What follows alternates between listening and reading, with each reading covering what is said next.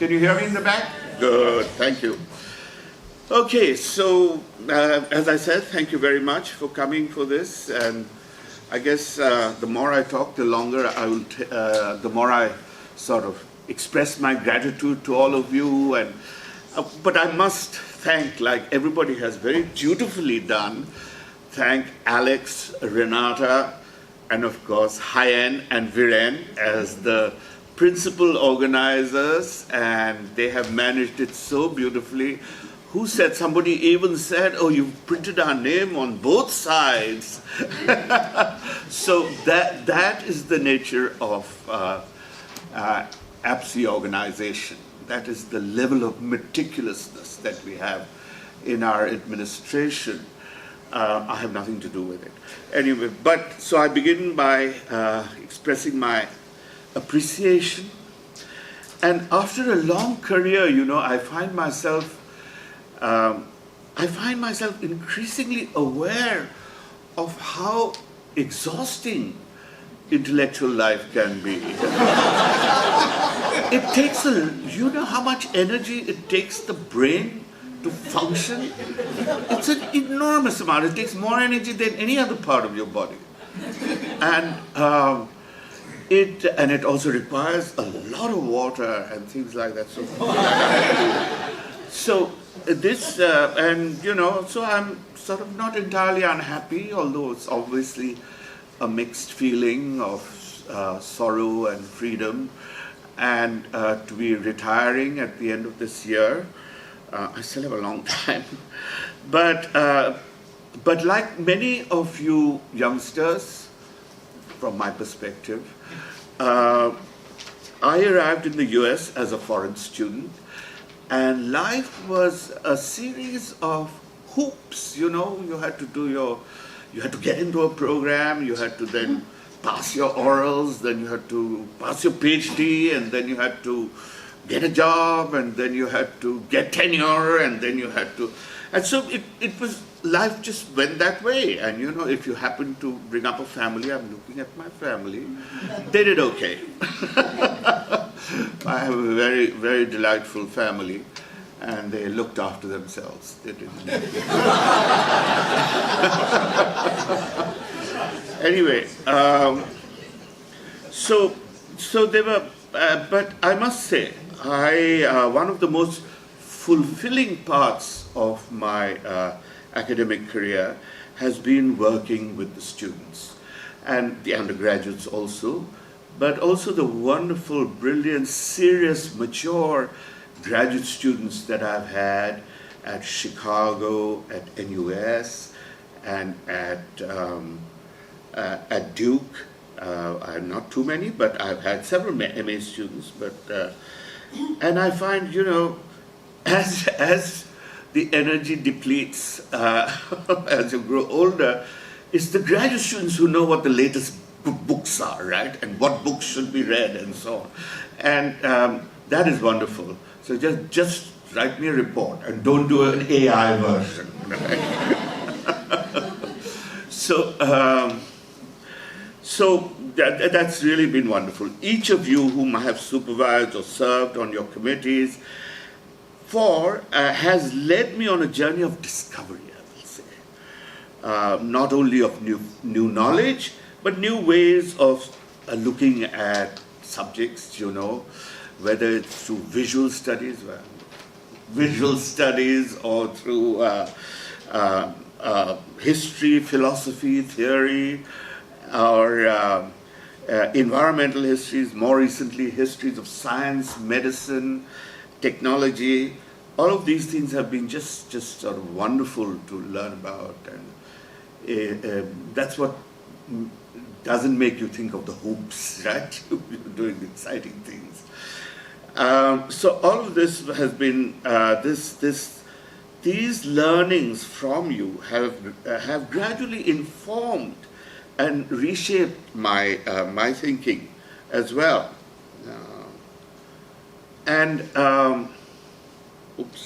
Sorry, not yet.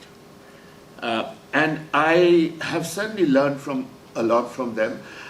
You know, there was not much I could do with you when you came with new topics that I didn't know much about.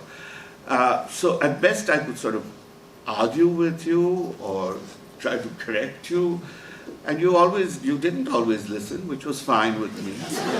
And in fact, I think you rarely listened to me, but that was fine, as long as I could have a good exchange. And so I learned a lot from you, and I hope you learned something from me as well. Okay, now can we move to the next slide? So, this is now talking about historicizing my circulatory journey. You know, I first created a map of points, city points. Please don't take a picture of this. It's completely off. And that's because AI is unable to put my city points on the map. AI doesn't know the map, right? So you have Changchun here, way out in Kamchatka. You have Tokyo is in the ocean. Because it might be, maybe this is a futuristic map, you know, when sea level rises. And Assam is where the new Chinese dam is being created. And so on. And you can see that Oslo is in the Arctic Ocean or beyond. So that has nothing to do, it isn't my failure, but it's also AI's failure. So, yes.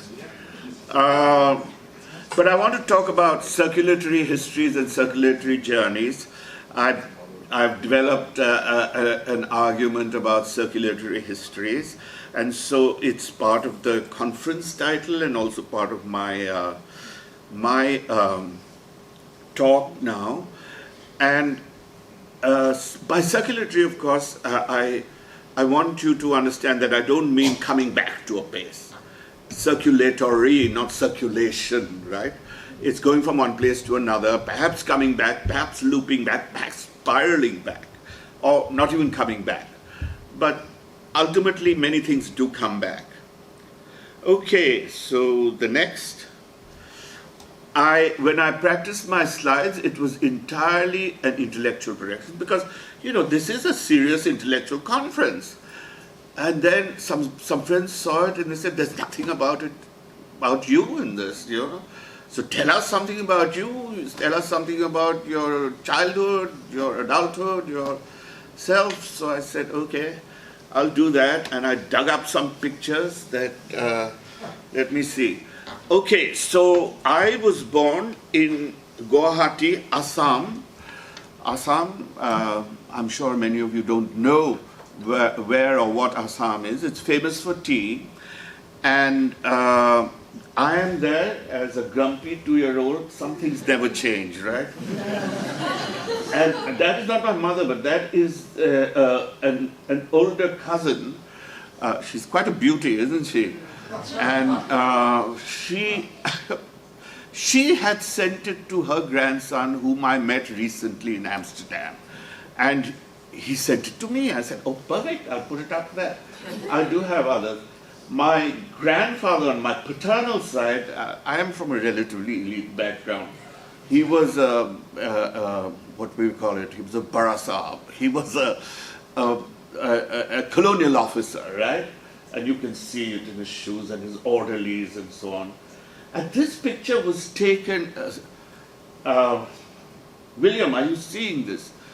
It's really declined in many ways. It's a 1915 or 14 or 15, because my father is not born yet. These are his elder children. And then the one above is not exactly my maternal grandparents' house, but it's very much like it. These are called the Assam-style buildings. And it's very much like it. I used to spend a lot of time there. Then I went to school, also went to relatively elite institutions. This is the Doon School in Dehradun. Of course, we had no girls then, but now they have. And this is St. Stephen's, which started having girls the first year I taught there in 1976. So that's my background. That's where I spent a lot of my time in India. In my late college years, when I was in Delhi University as well as in JNU, some of you may know JNU was a very, very leftist place, and lots of student movements and so on. I actually did economic history and political economy. I actually also did classes in the Delhi School of Economics. And I often, although I had abandoned a lot of those areas, I often return to the economics. I've noticed I've returned to it after 10 years, then I returned to it after 40 years, and maybe, who knows, maybe after 100 years. I don't know. But, so that's, then from Delhi, I went to Chicago. First as a graduate student, and it was a very lively, very intellectually lively place, as many of you know. It's also an oppressive place, but it's very lively. And in some ways, it's very, very like JNU, because JNU is also very intellectually lively, but it's more politically lively than intellectually. So, and now, of course, it's had it with the Modi government. But anyway, that's what it was. But in Chicago, what I actually grew to really love was cultural anthropology. And I studied with several of the cultural anthropologists there, social anthropologists, cultural anthropologists. And then I moved to Harvard, and there I did sinology, proper sinology. And it makes it actually there's a very interesting difference between a place like Chicago and Harvard. Harvard has the embarrassment of riches, I say, where you can just, focus on one thing that you need to specialize in. So you did all my work in the Yenjing library. And once when I would wander off somewhere to go and read something in the Peabody, whatever, not museum, but in the anthropology department, I would, go to read some anthropology or something. And I told my advisor that, sometimes I go to read the Encyclopedia of Social Sciences. Those days, that was Wikipedia equivalent. And, what I see next year all around Harvard Yenjing Library, you have the Encyclopedia of Social Sciences.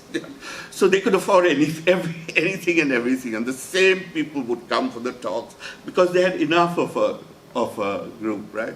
But Chicago is not like that. In Chicago, you jump from one place to another to do one thing to another, and it was a lot of fun for those who like the fun, that kind of fun. Well, I have to tell you a story talking about Chicago's fun.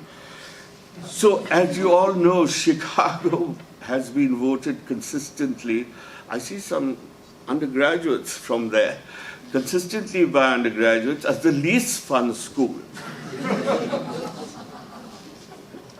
And I was sitting in cold Manchuria, in Changchun, one winter, freezing away, but somehow I got a hold of a New York Herald Tribune, which this was in 1992 or 3, and I read this op-ed piece by, what's his name, Ruskin Bond, somebody like that, and he used to write op-ed pieces, and he said, well, I was reading this thing about Chicago being the least fun school, and I protested because I went to Hopkins. By the way, that was the other research university that was established.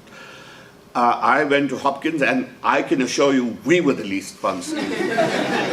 And then he said that, but he wanted to follow this up, and he heard an interview taken by some paper by a person who stopped an undergraduate, all sort of bundled up in the cold on the Midway, and asked him, so what do you think of Chicago being the least fun school? And the undergraduate looked at him through the scarf and said, fun is not linear. All Chicagoans. You needed an applause for that. What can happen anywhere?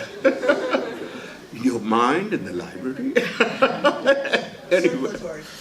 Okay, so that was my one joke. Hopefully there are no more. I have many Chicago jokes. So my time in Singapore, can we move to the next? Oh my God, did we not even go to the Chicago? We did, this is the Chicago. This is Chicago.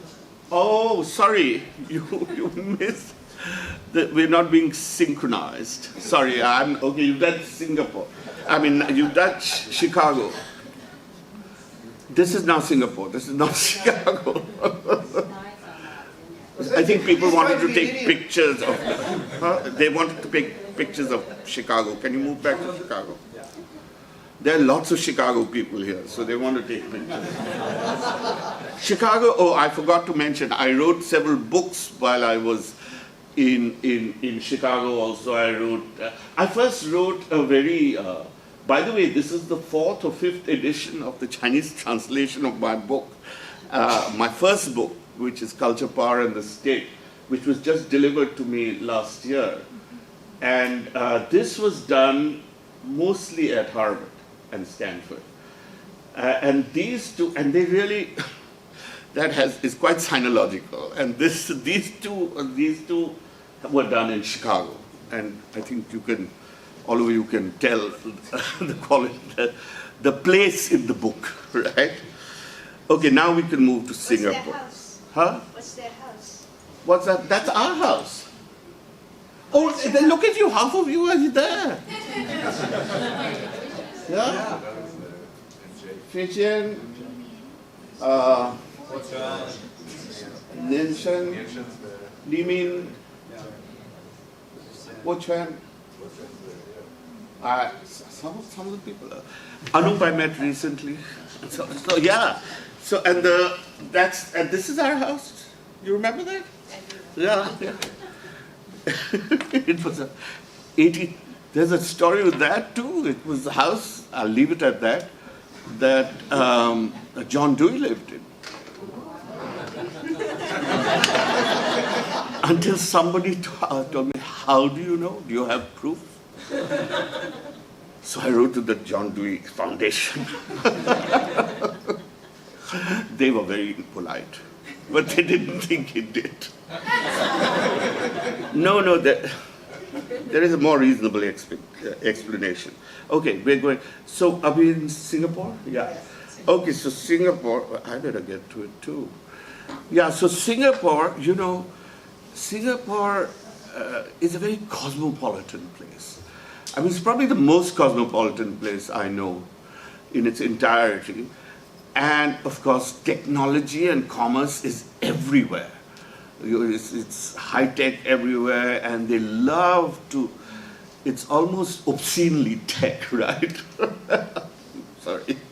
And, but there's here you have some double helix bridge and things like that, right? So, so Singapore, and, but, at the same time, with all this high-tech and so on, you have the most wonderful community forms. And the most important of these community forms is the hawkers market, right? So everywhere in every neighborhood you have these hawkers markets, these things. And every day feels like some kind of festival. You go into one, there's like a festive spirit. And people spend a lot of time there as well. So it's a very nice mix of the community and but anyway, I went to Singapore with in a administrative leadership position, and I had responsibilities. I was told by everybody's STEM in Singapore. In Singapore, you think you meet a bureaucrat who you think maybe did liberal arts and so on. No way, they did engineering, right? So the president told me, well, we'll make you director of humanities and social sciences, and you create a buzz. See, the university doesn't have a buzz. you know, what he meant was that how he could feel the intellectuality in other places and so on. He didn't feel that. So I said, my goodness, this is how am I going to do that? Anyway, what I knew to do was to start reading groups everywhere, right? So I implemented everywhere. And I would say, yeah, you can buy free books, we'll give you budget for books. And so all this was learned from Chicago. And we can invite people to talk, and we had reading groups. But the people who may have benefited most were people in the institute that I later moved to, called Asia Research Institute, which was the original job I had wanted. There we had lots of clusters that did a lot of reading, a lot of research in cluster work, and that was a lot of that was wonderful. That did have a buzz. I don't know if it still does, but it did.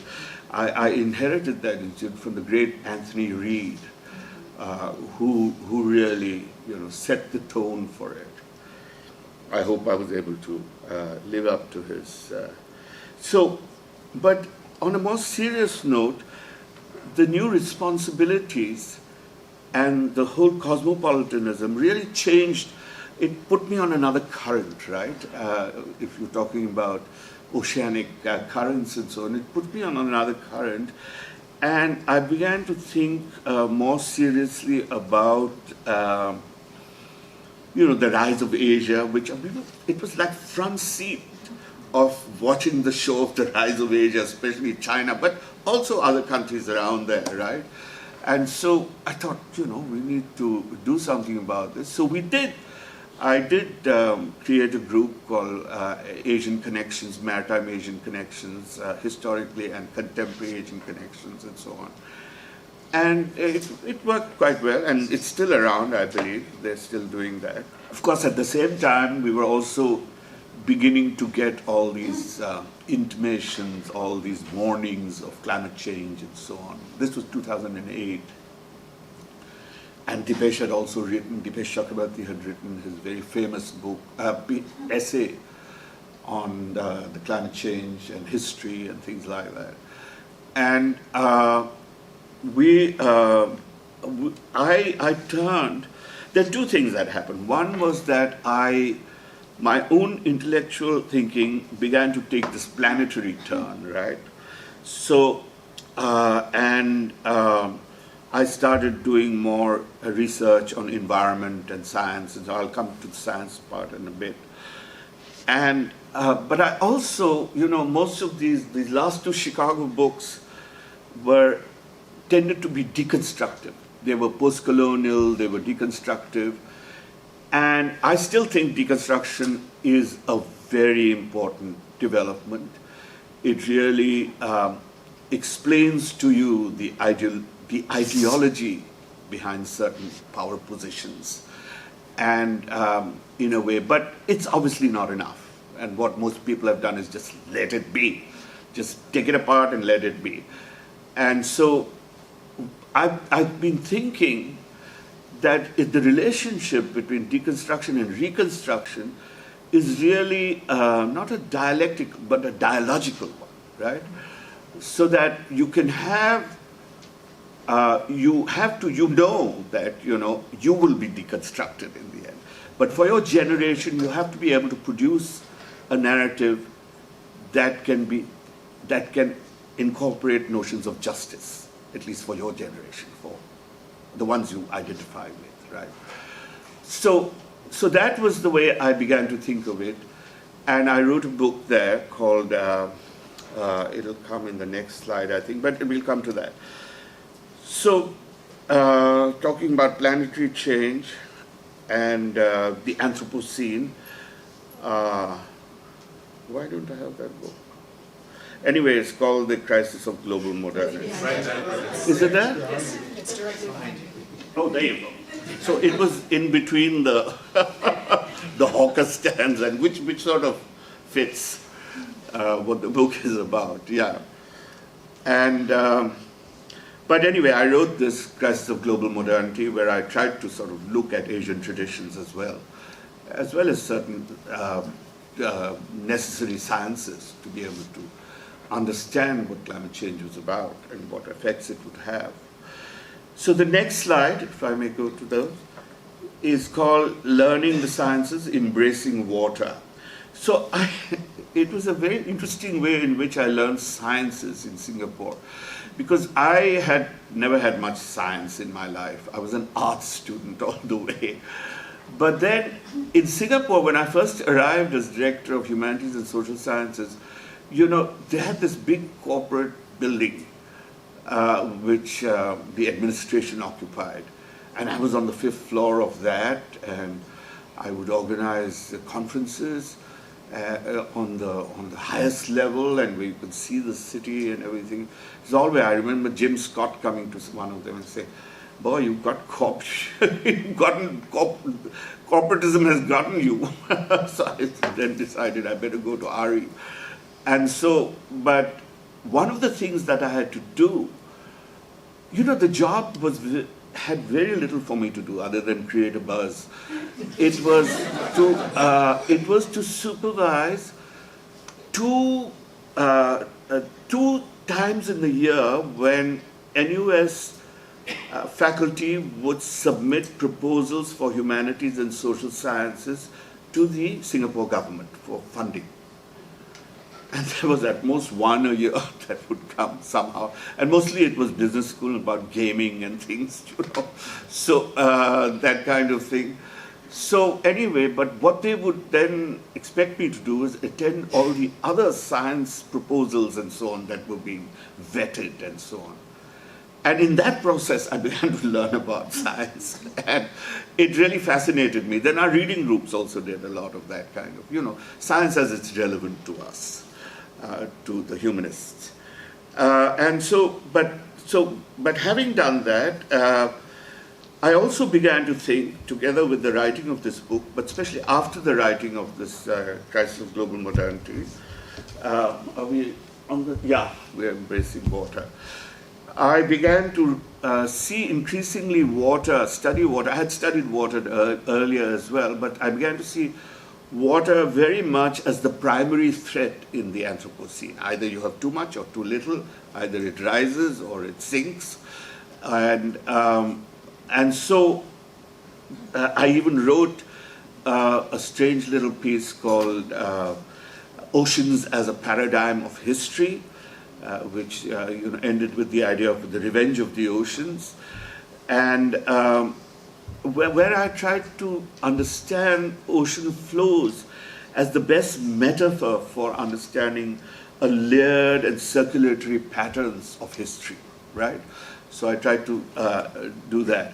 It's not as if history is bounded by the river of time. It is really much more dispersed, but also demerges and merges again at different points and connects and so on. So I tried to map that kind of picture of flows, if one can do such a thing.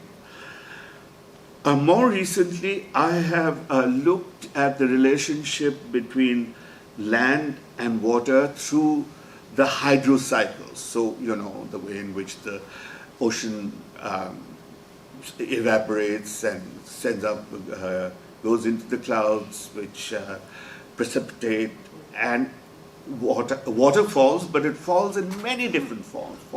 Water has many different expressions, and we look at it, for instance, as vapor, as ice, as mud, as blood, or as sweat. Water soaks, water floods, water seeps, water stores and shapes life, right? And I was very pleased to hear just less than a week ago that the book that I have edited with my good friend and collaborator, Professor James Westcott, who also happens to be here. I don't want him. Do you mind getting up, Jim, if you're here? Did he get up? No. Okay, whatever. Professor James Westcott is the Aga Khan Professor of Islamic Landscape Architecture at MIT, now emeritus, and he spends a lot of time here. And he has been wonderful, and he has 3 essays in this. I just have a long introduction. And this has, some of you are also in it. So I think Arnab is on it. Anyone else? No. Several people are in this. So it really looks at water in a way that is not specialized. We try to look at water holistically, right? As a condition of, as a condition, background and foreground of life that we have not really seen in the humanities and social sciences. So that's what I'm trying to do. So, yeah, you know that over 50% of your blood is water. So, and also eukaryotes are also related and things to those on the watery, from our watery origins. Can we move to the next? Okay, so this is just an image of what my oceans as a paradigm, just to give you a sense of the flows. I'm not going to get into it, luckily.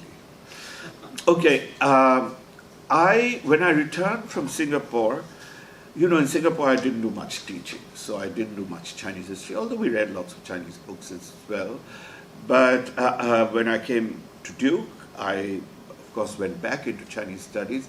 But instead of doing history, I became interested in contemporary China from a historical perspective, right? I wrote, and I became and as the years went by from 2016 till the present and the future, global and planetary China became greater and greater, right? And the impact of China globally as a global power has increased manyfold.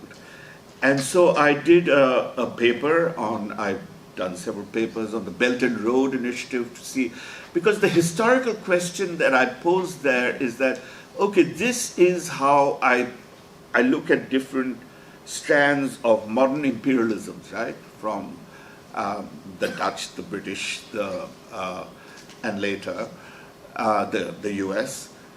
And I want to see to what extent China fits or does not fit that kind of historical sequence. And when you look at them in historical sequence, comparative sequence, you see how certain critical elements of imperial power change, right? And so there's continuity, but there's also discontinuity. And so, and Xi Jinping, of course, talks about a win-win situation. And quite frankly, I'm undecided still. I don't think it's going to be pure win-win. It's not going to be, it is also going to be exploitative in many ways. But there are also very positive elements in China in a way that we had not seen before. But there are also new powers that China has. One thing, for instance, okay, some of the best things that China has done more recently has been exporting, creating infrastructure, exporting technology, high-tech infrastructure, the communication technology, very high levels of communication technology, much higher than many other countries in the world. And all of the, EVs and batteries and so on, relatively cheap. Also agricultural information, but there, of course, also its own interests, right? And one of the two things that it does, it has had an impact on that could be negative and that could lead it to certain kinds of militarized actions and so on. One is debt. Now, I'm not a believer in the debt trap. I don't think China intended to produce it, but debt levels are very high among the poorest countries in the world. China does not let you off the debt. It renegotiates it. But then you keep paying interest till you can get it down. So that's one. The other is, environmentally, I think it's doing much better. But the other is digital power, which is a new power, right? The earlier imperial powers did not have this through the communication infrastructure. And this digital power, I'm also working with several of you in another project called civilizationism. Is that what you call it? Okay. Which refers to how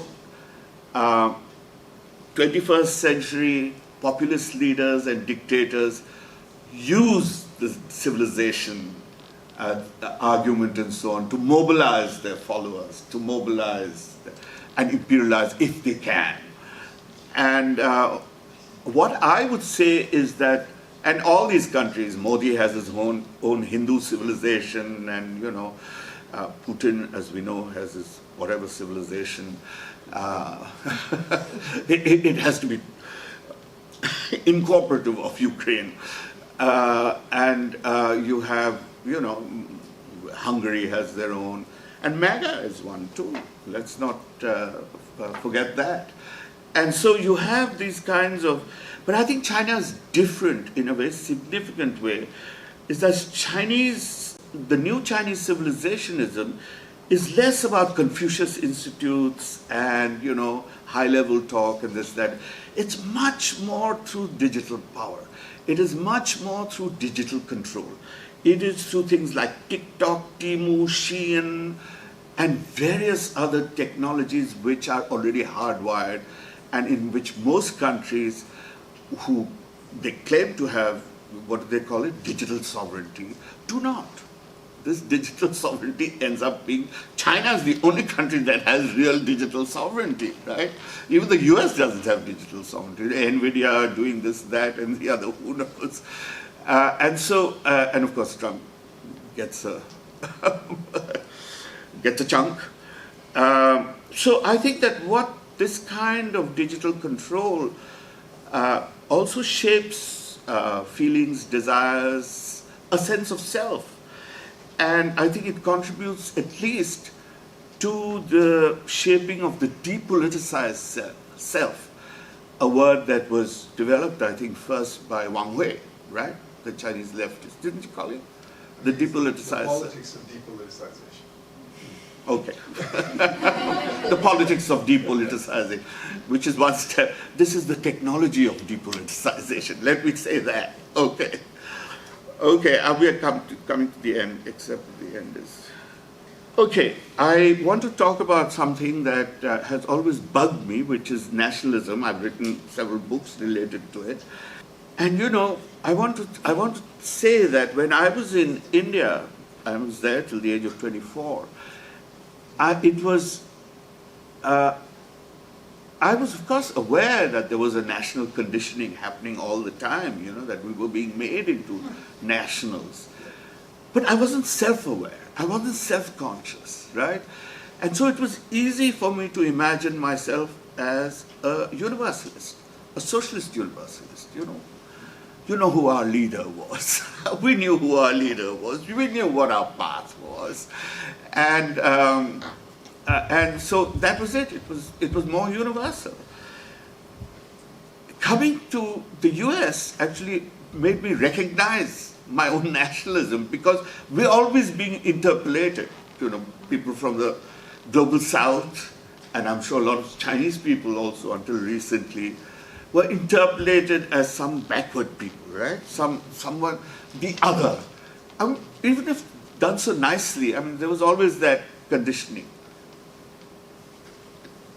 And that, my first reaction to that was defensive, right? Well, man, we had this and we had that kind of, not quite as bad as the present BJP, who said we had airplanes in ancient.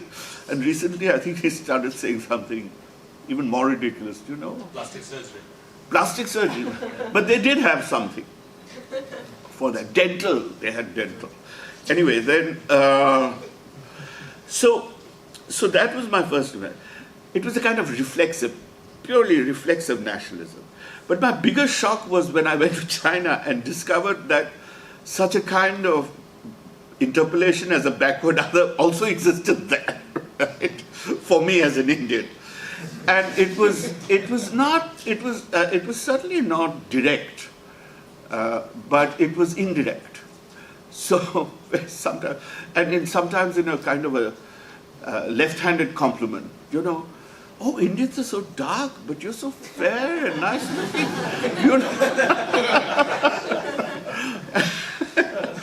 Or like my wife Juliet used to teach English for law when we were in Changchun. And so once I said, she couldn't do it, she had to do something else. I'll take her place. No, we can't have you teach English. So I was not permitted. So anyway, so there were, little things like that. So it wasn't anything big, but it made me reflect, on, and I realized, of course, we Indians are just as racist, just as color conscious, just as casteist as anybody else, right? So there was no particular excuse for it.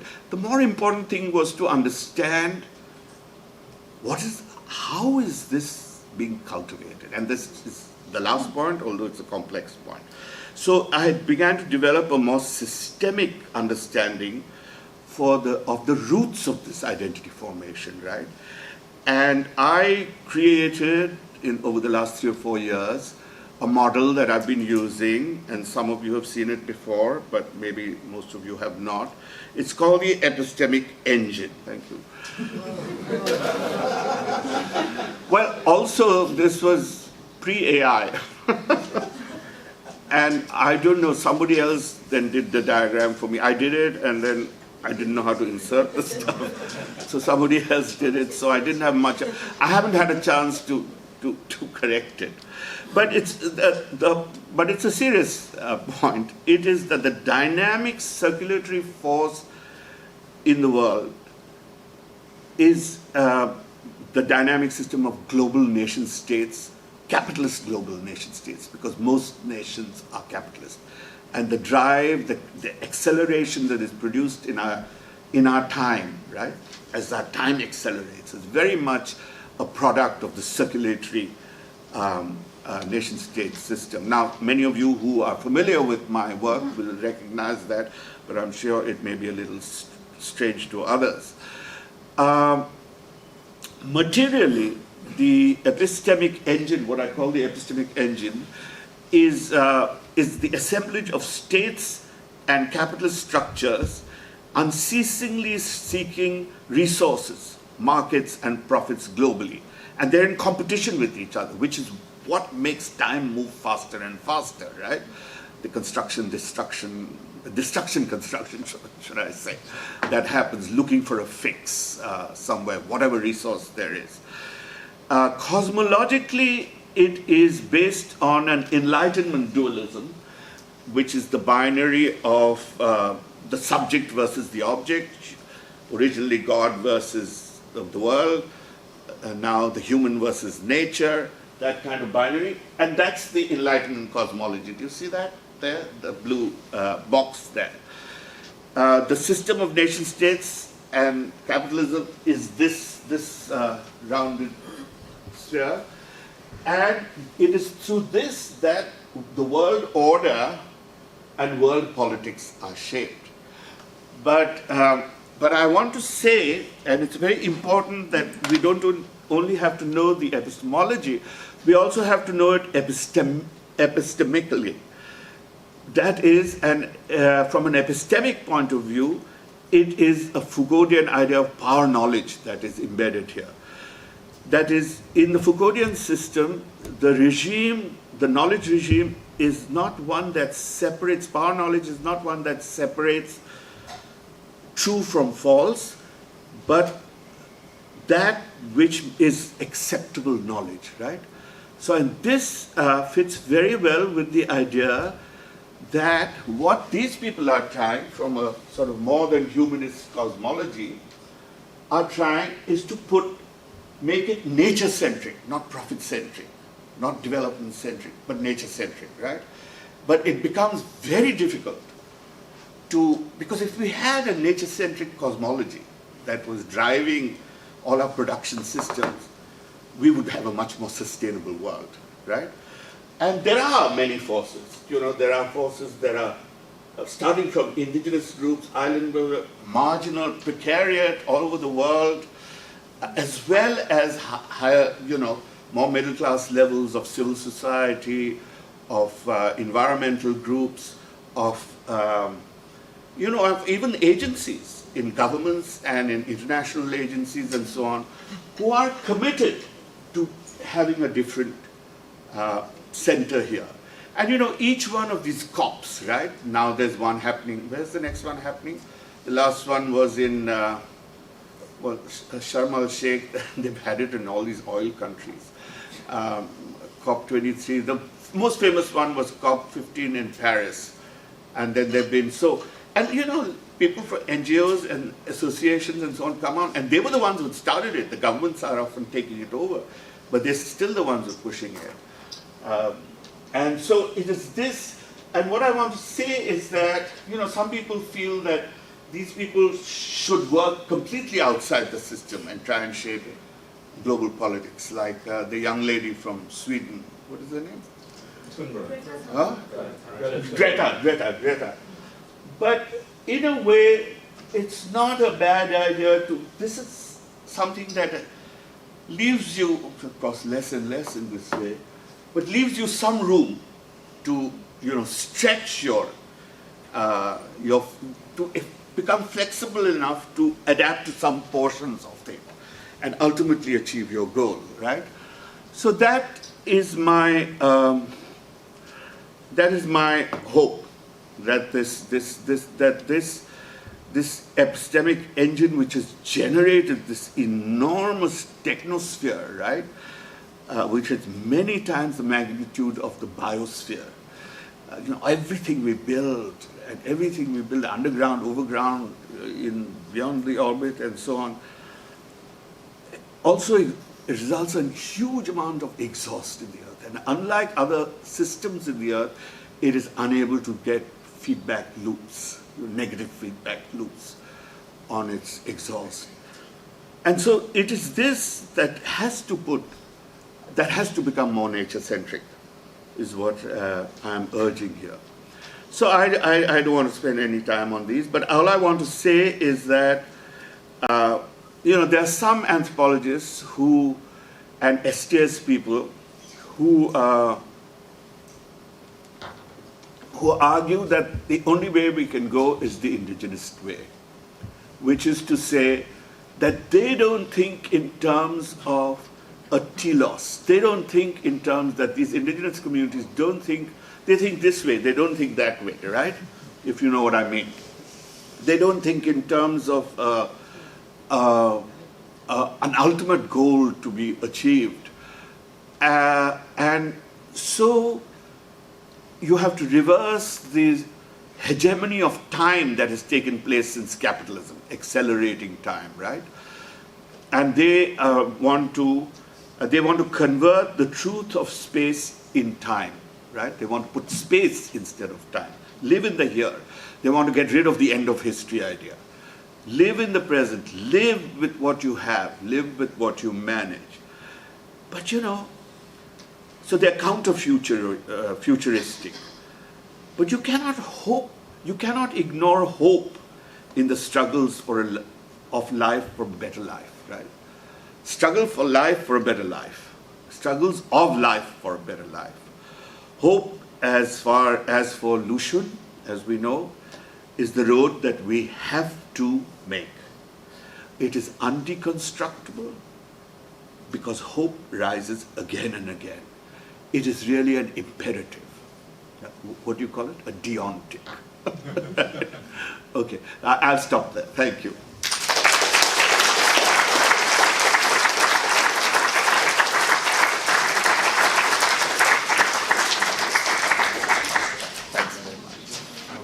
It has a question or what? What was the question? Nobody has a question. Maybe they just don't. There we go. Gordon. Excellent. Wonderful to see you, Professor. Wonderful to see you and hear this talk, Professor. Thank you so much. Yeah. The system that doesn't have feedback goes into runaway. Yeah. Can you say something about runaway? Runaway, a system that does not have negative feedbacks, only has positive feedback, right, is one that will exhaust the other 5 other systems upon which it lives, right? Earth systems, hydro systems, the lithosphere, the atmosphere, and some other sphere. And the biosphere, of course, most of all. And so it's going to make them unbalanced, and that is, we're already beginning to see them unbalanced. That is why we have wet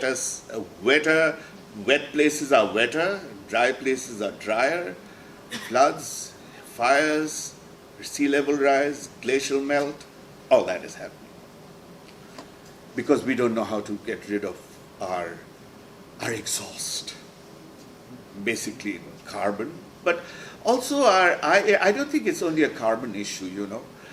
I think a lot of it has also to do with the exhaustion of resources, like underwater manganese nodules are very important rare earths, things like that.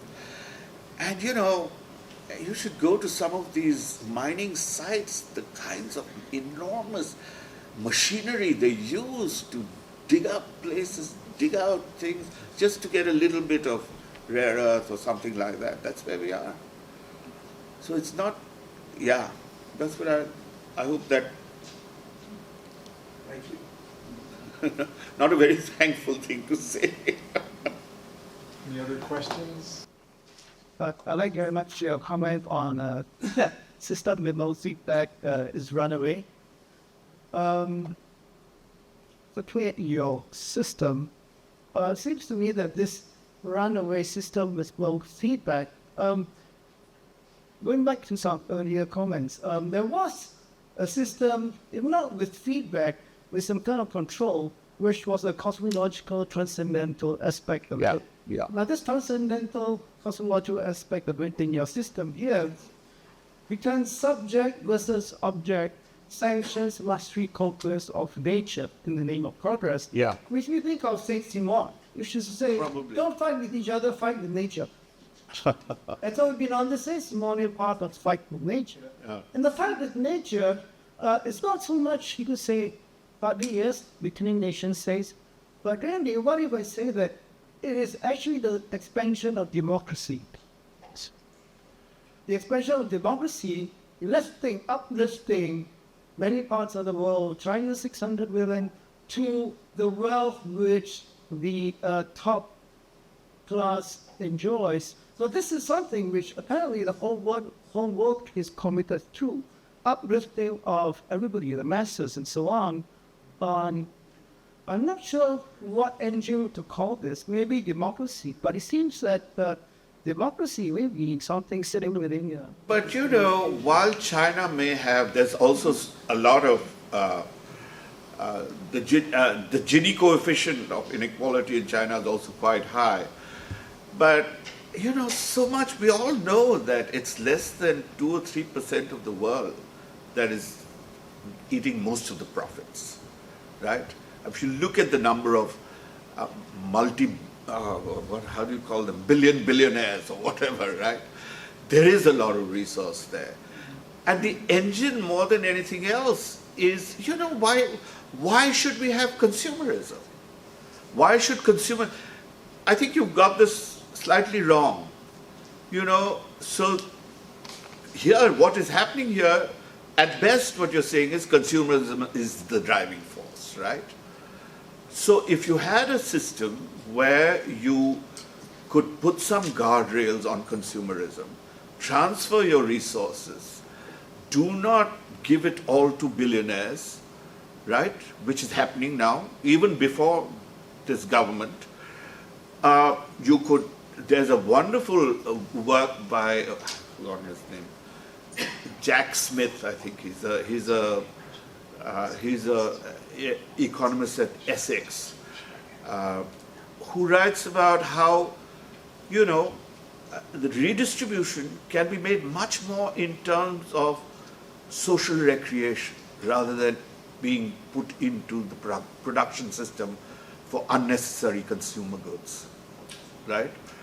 There's a way to redistribute in community activities, much like the hawker stalls, you know, and things like that, you know, spend much more time on all of that and facilitate family events and things like that, recreate families.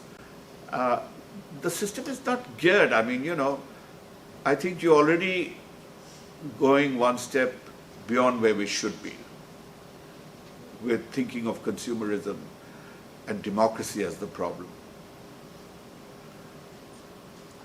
Okay. Good. Anyone else? So one announcement. Well, first. Ralph. We're gonna have a group photo after this, so don't run away.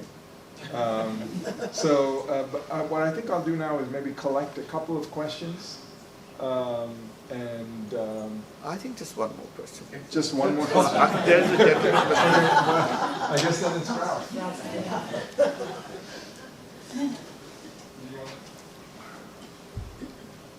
Thank you very much, Prasenjit, for. I don't think it's on. I can't hear you too well. Hello? Yeah. Okay, much better. So the epistemic engine reminds me a lot of the film Snowpiercer. Of what? The film Snowpiercer, The film? which is one of the greatest climate change films. I don't think he can. I can't hear you. I don't think he can. I don't You have wanna my come hearing up? aids. You want to come up and, yeah. So I was just going to say, if people can hear me, that the epistemic engine. Sounds like? It reminds me of the film Snowpiercer, which was, have you seen No. Snowpiercer? Oh, okay, well, let me tell you about that over drinks later. Yeah. I wanted to ask you a different. Snowpiercer. Snowpiercer, yes, it's the greatest climate change film probably ever made. I thought 1912 was 2012. Bong Joon-ho is the South Korean director. Okay. Snowpiercer. We know how it ends, of course, right? It's the end of capitalism.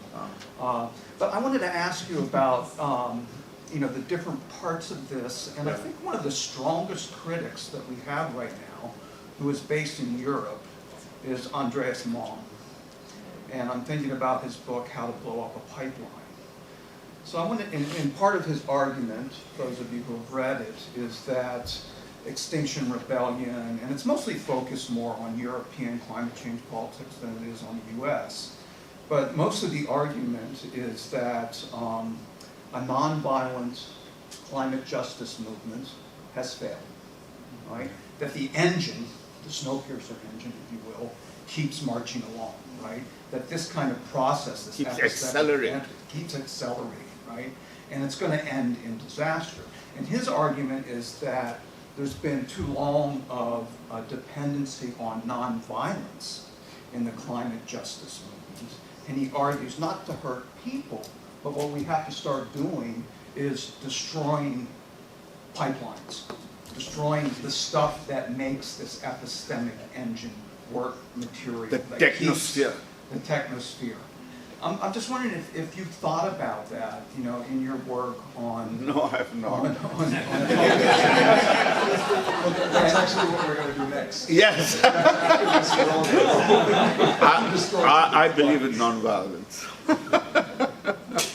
But yeah, who knows? I don't know about breaking the technosphere. There must be better ways. I mean, to do that would probably hurt the poor a lot.